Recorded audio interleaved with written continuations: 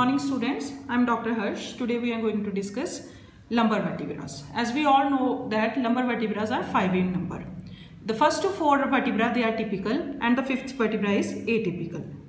Now first let's discuss its peculiar features.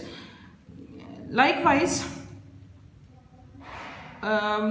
first of all, when we see the lumbar vertebra, we see its body, it's very large, kidney shaped, right? While compared to other vertebrae, right? Like I have thoracic vertebrae, body is very small, heart shaped, right? Cervical vertebra, we know the body is very small, so the lumbar vertebra has large body, right? Now, another thing is the spine is quadrilateral, right? And the features which are present in cervical and thoracic vertebra, they are absent in the lumbar vertebra. Likewise, the peculiar feature of the cervical vertebra is presence of foramen transversarium. So there is no foramen transversarium, right? Second thing, the peculiar feature of the thoracic vertebra, that is costal facets, which lies on the body of the vertebra. They are present in the thoracic vertebra, they are absent here, right? So one is absence of foramen transversarium, one is absence of costal facets, but these are absent and present of this lumbar shaped body or kidney shaped body, quadrilateral spine, and the transverse process has 2 elevation. One is called the mammillary body, one is called the accessory body. This is the mammillary body and this is the accessory body.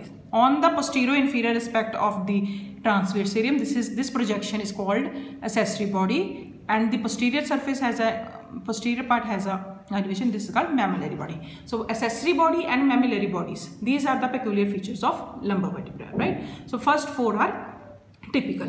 So the anterior, yes, the upper margin of this vertebra, the anterior surface is convex.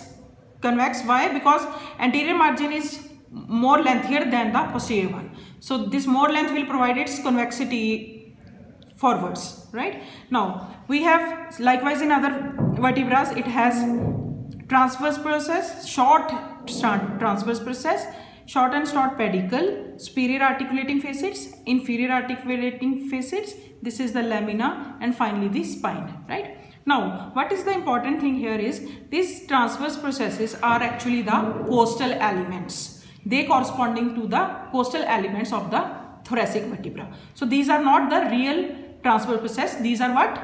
Costal elements in case of lumbar vertebrae.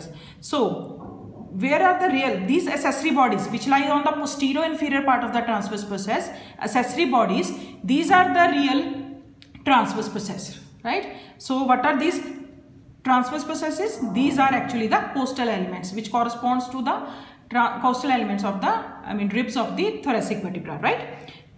Now the accessory bodies are actual transverse processes which lies on the posterior inferior surface of this transverse process, right? So one more projection which is called mammillary body is present on the posterior surface of this transverse process. Mammillary body is present on the posterior part and accessory body is present on the posterior inferior part. So accessory body is nothing but the true transverse process, right? So this is the feature of the typical. Now I will explain the atypical one. So this is atypical vertebra, 5th one. Why it is atypical? Atypical has a peculiar feature that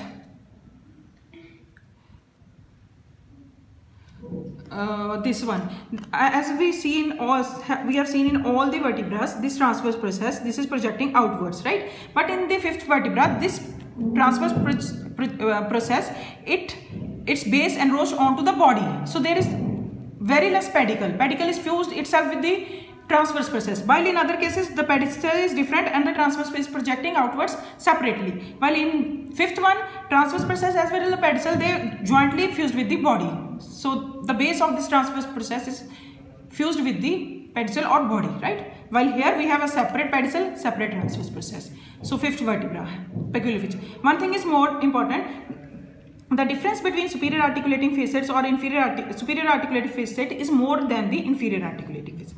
While in case of 5th lumbar vertebra, the difference between superior articulating facets and inferior articulating facets is either same or it is more in the inferior articulating facet than the superior articulating facet, right? So one is the transverse process enrolls onto the body, and second is inferior articulating process has a the difference between inferior articulating facet is equal to or more than the difference between superior articulating facets. So this is the difference between typical and atypical vertebra.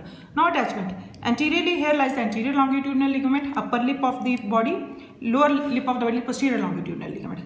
Likewise, lateral to the anterior and posterior longitudinal ligament lies the crest of the diaphragm, right? Now here we have psoas major attachment, here we have quadratus lumborum, here we have multifidus and erector spinae, right? So this is all about lumbar vertebra.